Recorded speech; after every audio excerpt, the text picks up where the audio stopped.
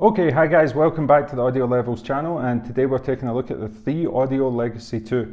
This is a super interesting earphone, but before we get into that, if you're not subscribed, go ahead and subscribe, because that way you're going to stay up to date with all of the latest and greatest earphones, headphones, amps, DAPs, DACs, all of that stuff that we're going to be reviewing over the next month. We're looking to push out multiple reviews every week, as well as our subscribers can ask us questions down in the comments. Like somebody asked for a direct comparison video between the Solaris and the Dorado. I'm going to put that together.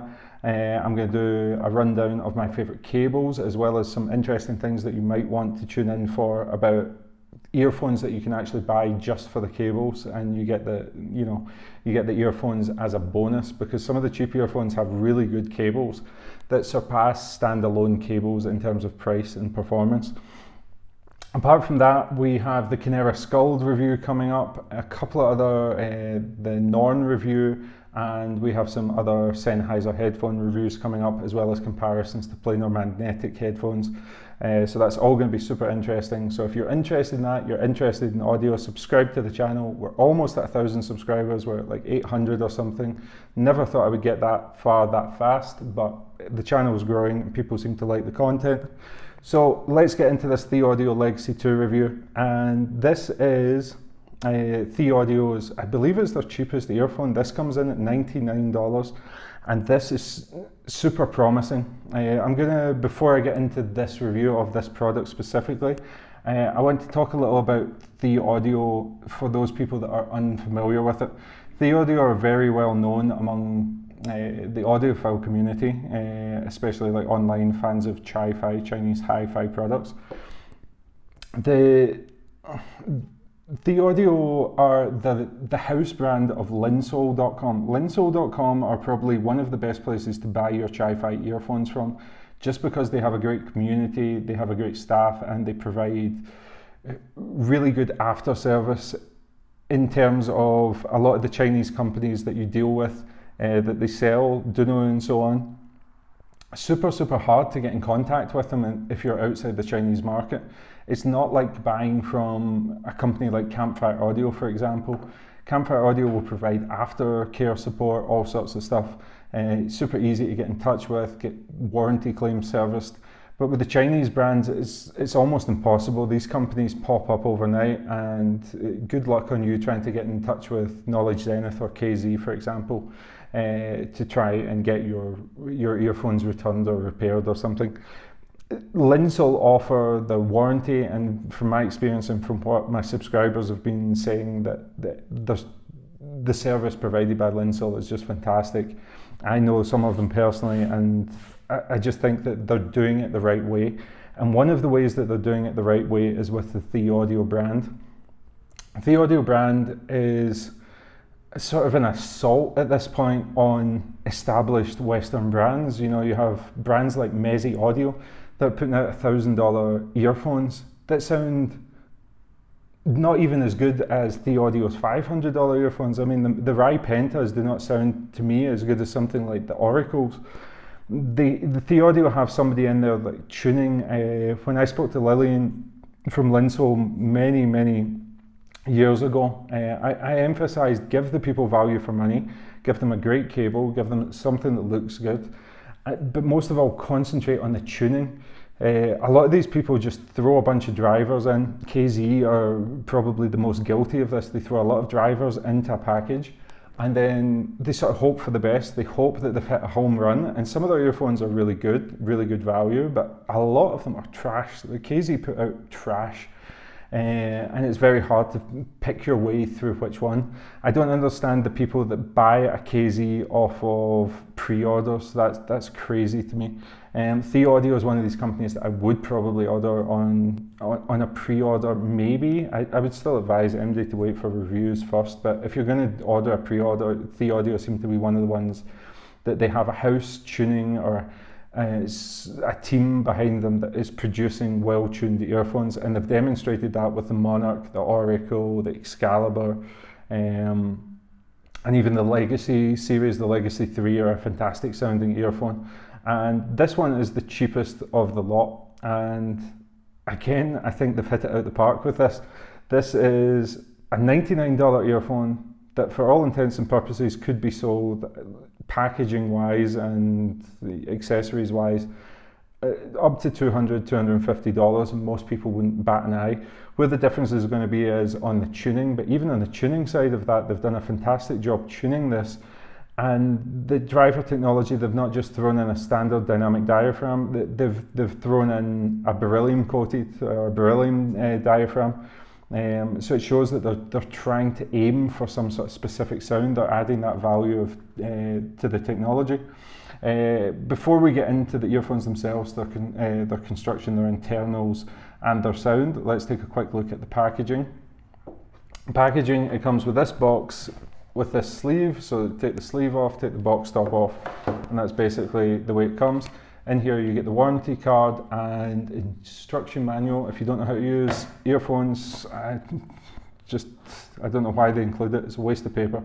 Everything's really well packaged, super nice. The case is pretty standard across the Legacy earphones. Really nice little carry case, not too much room in it. You can get some tips, one cable, and the set of earphones as well. It's kind of nice leatherette finish with a magnetic clasp on it. Nice that they include an actual sort of semi-hard case as well. The tips that they give you, these white silicone ones, and they give you a set of dark silicone ones, and I think they're both pretty good quality. I think they're just generic tips, but I really got along well with these. Nice quality tips, and there's lots of sizes there for you. Once we take this off to the side, we'll take the earphones out the box. I have been reviewing these, so this box is a little bit of a mess. I'll get that out of the way, and that out of the way. So this is, so you have to excuse my repackaging of it because this was tidied up a little bit tighter and stuff. You get the earphones come sort of like this, and right away the first thing you notice is that for $100, that's a super nice cable. This is the sort of cable that you would have expected to have paid about $100 for just 10 years ago. I have a lot of lab cables and a lot of custom made cables, and I used to actually do my own cables myself and sit with a soldering iron and stress over, you know, the braiding and that sort of stuff. I would miss a braid and I would freak out and then have to start over again, or I'd mess up the soldering or something. But the only thing that it's not don't like, it's just that it would have been nice to have had a little adapter in there to go balanced with the cable. But at this price, at $99, you're maybe into the territory of people who don't have a standalone DAP or DAC. So the cable itself is super high quality. We'll take it out. Super high quality.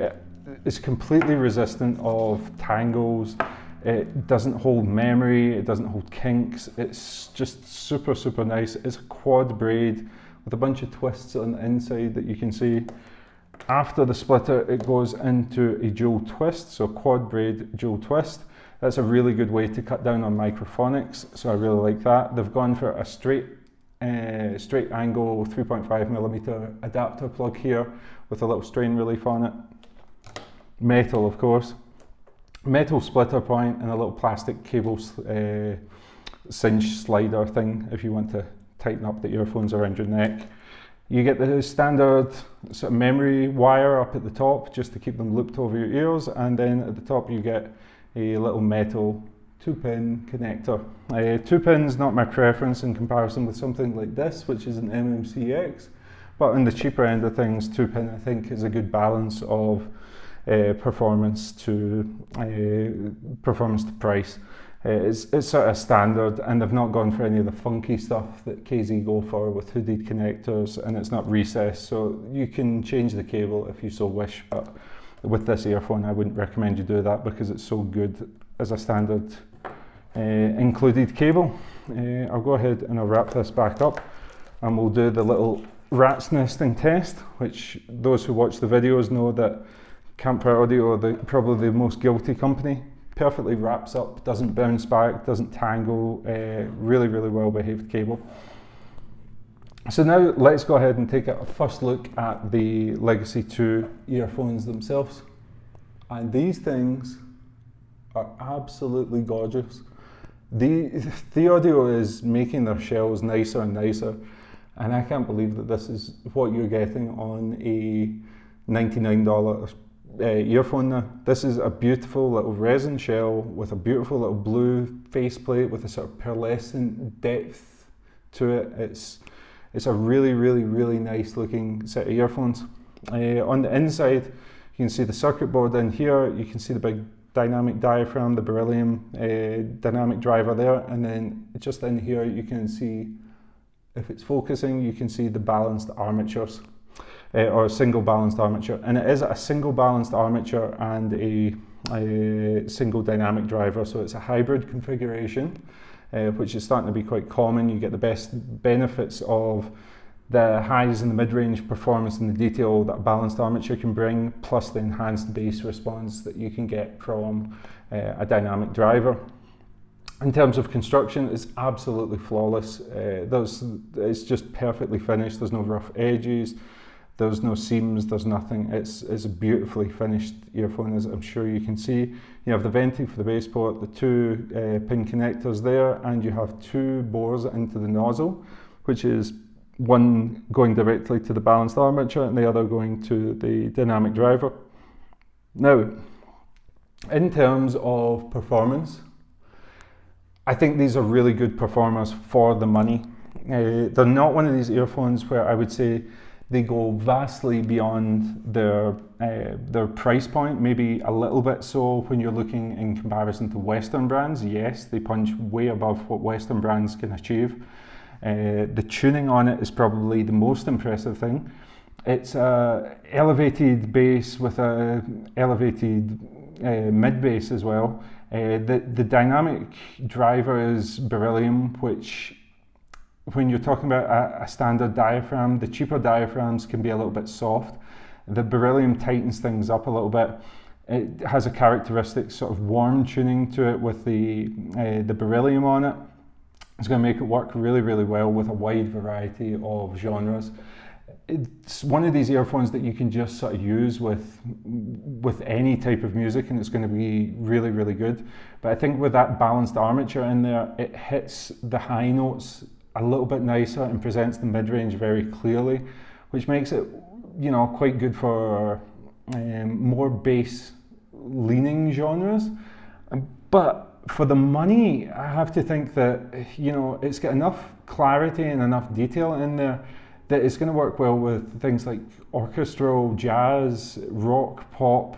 It's a very versatile earphone. I would say its strong points are probably pop, hip hop, EDM, that sort of stuff. But it's very capable. The only thing sort of holding it back for orchestral or concert music is, I would say, the soundstage. The soundstage isn't small, but it's fairly much what you would expect for this sort of money in an earphone. It's not super expansive, it's not super detailed. Imaging's really good, like you can place instrumentation really, really well. I think the strong point of this is the beryllium dynamic driver, which provides ample speed. It sounds much faster than a lot of earphones that are you know, cheaper than this. In terms of something like the Blonde BL88, the Prometheus, I think it's just a little bit more refined than that. It's, in terms of, if you're going to go up a little bit more in price, you've got something like the Shure Tape for maybe like $30 more. When I'm saying the Shure Tape, you want to get the original tape. I don't really rate the Tape Pro. The original tape is going to have, I think it's got a planar or a EST in it or something that gives a really, really nice resonance in it. And a lot of detail combined with the dynamic driver and the bass, which I think is better than the high end of the Shure Tape is a little bit more resolving than the balanced armature in this. But for the money, this is, I'm discussing that in terms of sound. You know, it's about the money in terms of sound, but when you look at it as a total package, you know, you have the case. Most companies like KZ aren't going to include your case. The KZ's cables are absolutely trash. KZ's design are trash in comparison with this. This is a gorgeous looking earphone, absolutely stunning. It's tuned beautifully. It has a great cable with it. It's got great accessories. The tips are really nice and the case is really nice. And this is all at $99. I mean, what are Shure and Sennheiser meant to do at this point? They're getting absolutely whomped by companies like this. This is just, to me, is an example of how good Chi-Fi are getting. So I think that if you have $99 to spend, this is a great way to spend it. I think once you get up to sort of 130, 150, 160, you're talking Tin Hi-Fi P1, you're talking into Thieaudio Legacy 3 territory. Sound-wise, they're about the money. Where they excel is as a total package. The design, build quality, comfort, super lightweight, super ergonomically friendly, sits in the tragus, anti-tragus, just hooks onto the top of the ear there. You know, medium depth insertion, about average with in terms of isolation. Total package, this is an absolute banger of an earphone. Definitely one that I would recommend. So yeah, check that one out. If you've got any questions, you want to see a direct comparison, I'm thinking to do a direct comparison between the Blonde Prometheus, which is about $20 cheaper and an interesting alternative to this. But if you want to see this reviewed against something else, by all means go ahead. In fact, I've just done the Campfire Audio Satsuma review, and these are half the price. I would take these. Just being completely honest with you, I would definitely go for these over the Satsuma. The Honeydew would be a different story of a comparison, but that's quite a big jump, $150. So anyway, I'm rambling a little bit. I'm going to get on, do another couple of reviews, put them out for you. If you like this one, give me a like. If you're not subscribed, go ahead and subscribe, and I'll see you on the next video. Peace.